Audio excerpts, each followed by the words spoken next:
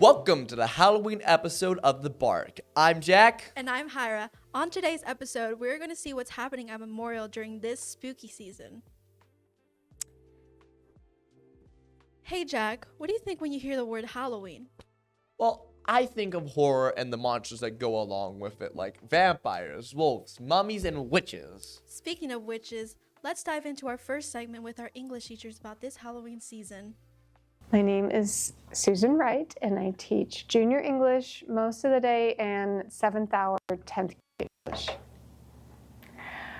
I haven't done it in a while. I might do it this year, but it's kind of a murder mystery type little activity where the students have to read different clues and kind of use reasoning and inference and things like that to figure out who the murderer is. So might do that this year.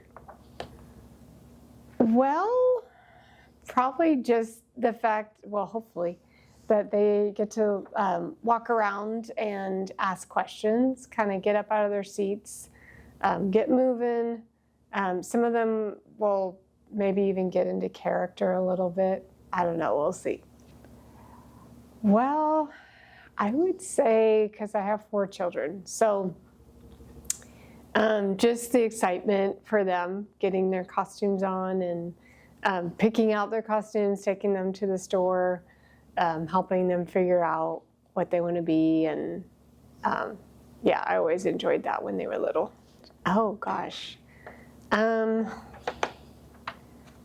Honestly, probably something by Edgar Allan Poe. He's kind of a throwback, but he's very gruesome and twisted. Anything with like a twisted plot or surprise ending. I really like books like that. Stephanie West. I teach sophomore English and IA sophomore English. Oh, I love writing the spooky stories and the Gothic lit narratives because we get to work together to create something and then go in and use sound effects and make awesome recordings, and it turns out pretty spooky. I think that they enjoy getting to create their own masterpieces, so to speak. And I also think that they like recording with their classmates, adding the sound effects, things like that. I love taking my grandson, who's 2.5, trick-or-treating. He's going to be a little cow this year. Probably Carrie. That's pretty scary. Those were some great answers to some great questions. I agree. Hey, do you know of any good Halloween video games? Well, as a matter of fact, I do. Really? What is it? It just so happens to be our next segment. Join me as I review Simon Belmont's quest to defeat Dracula in Castle Mania 4. Welcome to Jack's retro game review. Today we will be looking at Super Castlevania 4 for the Super Nintendo.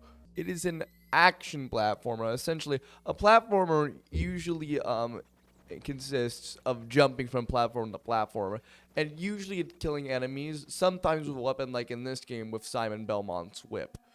The difficulty and the great gameplay of the game, and also the amazing art style and like what they were able to do with the Super Nintendo is what makes it as amazing as it is today. It's a very simple storyline. It's only really done in like the prologue, which is what's happening right behind me. Essentially, every 100 years, the forces of good weaken and Dracula revives himself. And every 100 years, a Belmont has to go and kill Dracula so that he doesn't plunge the entire world into evil.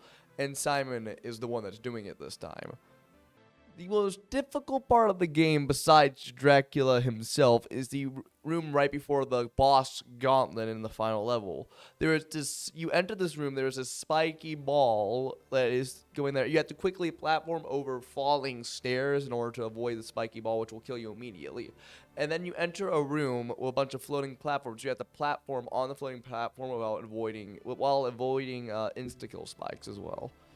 I give it 9 crucifixes out of 10.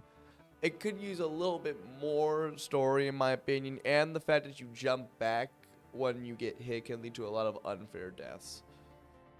So this is the final boss room with Dracula. It is very atmospheric. And the reason why you see I have so many hearts in this game, well, hearts aren't what you think they are in this game. They're not health. They allow you to use your sub-weapons, which is the cross, which I have right here. I'll be throwing it out a lot. And there's a secret. If you jump on where the stairs is, there are secret platforms that will teach you a place where you get a bunch of hearts. You get those medallions, which allow you to throw your thing multiple times. And it's automatically just what you should do. And this is Dracula. Yeah, you can't jump over his little ball that he throws out, because it will it will shoot up in the air just like that and will hit you. And oh, he drops sometimes once you get to the next phase, he will drop these little balls. And oh yeah, this is phase 2. If you hit the little balls that he throws, he will it will give you a food item, which is how you heal health in this game. Yeah, I might not beat him in this run through. Yep, I'm not gonna do that. I don't think I'm gonna do it unless I can get I can hit one of the balls that he throws. There, yep. Now I'll show you how you get the secret. You jump over here, you land on this, you go down these stairs, and you get on the thing, and boom, you get all this good stuff.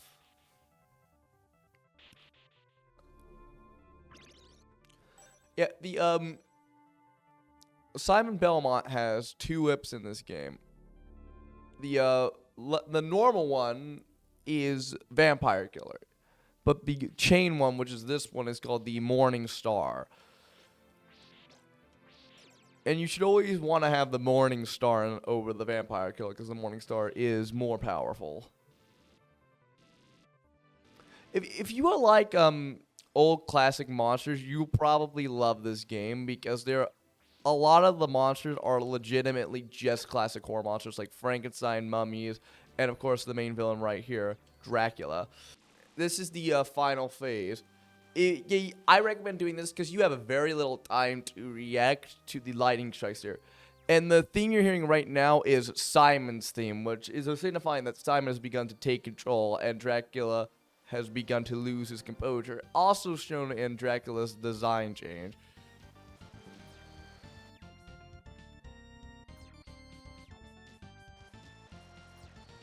And Simon's theme is just so good.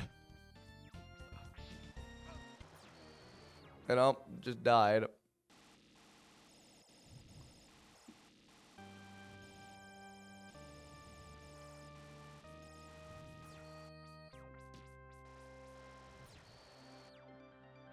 Okay, finally back.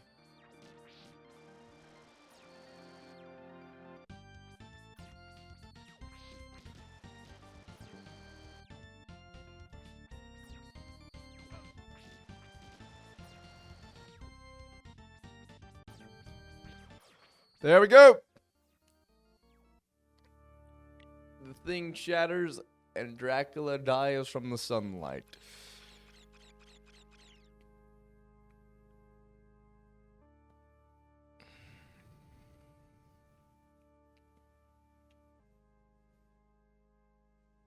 And the bat turns to stone.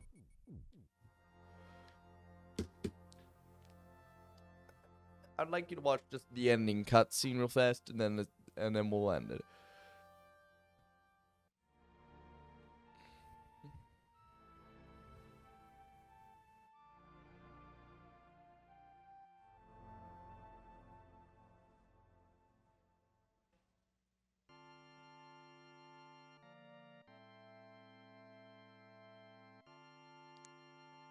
A neat little ending for a fantastic game. See you next time on Jack's Retro Game Review, where I will be reviewing Mega Man X.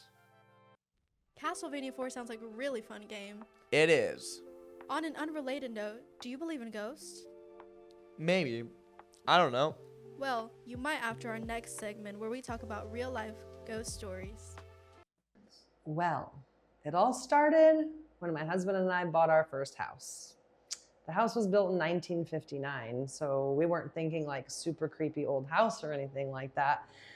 But a few weeks after, like before we moved in, my husband was working on the house. So he was staying there overnight, and we had just gotten to the point where we moved in like the guest bed stuff and the TV and like a chair.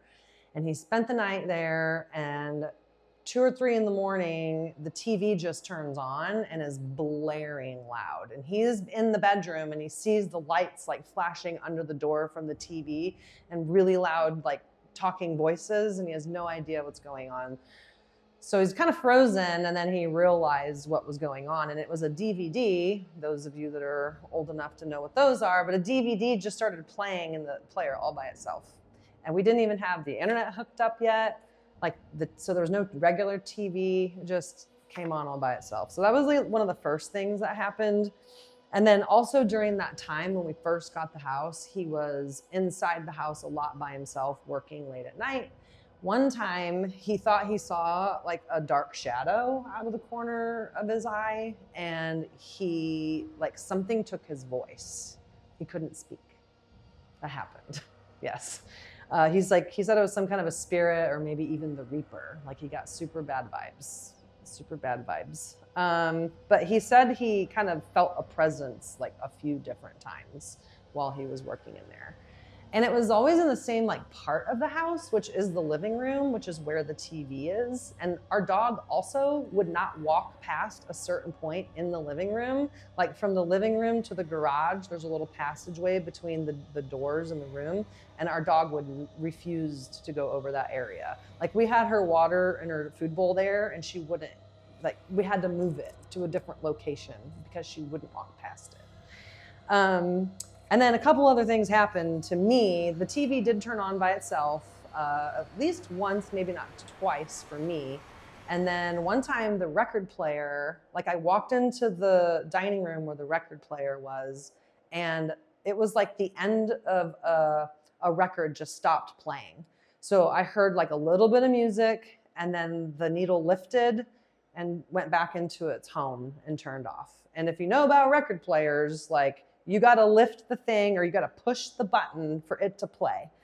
And I walked in the dining room and it had just stopped, lifted, and moved over, and we were not listening to music. Like we had not done that. And then one other thing happened that I experienced, and we have a toy accordion, and it's like, you know, like the accordion instrument, but it's really little. And when it's closed, it snaps closed. So whenever I'm not using it, it's a fun toy, I do use it. I snap it closed and like it has a home. And one day I just heard the accordion noise make about 2 notes. And then that was it. And then I went into the room where we store it, and it was sitting there closed and snapped. And I was like, what in the freaking world? But it's been a while since anything has happened. But yeah, those were our experiences the first like year in our house. Well, that sure was scary. What's even scary is that we're running out of time for this episode. Oh, that's a shame. Well, thank you for watching, and make sure to tune in to the next episode of The Bark.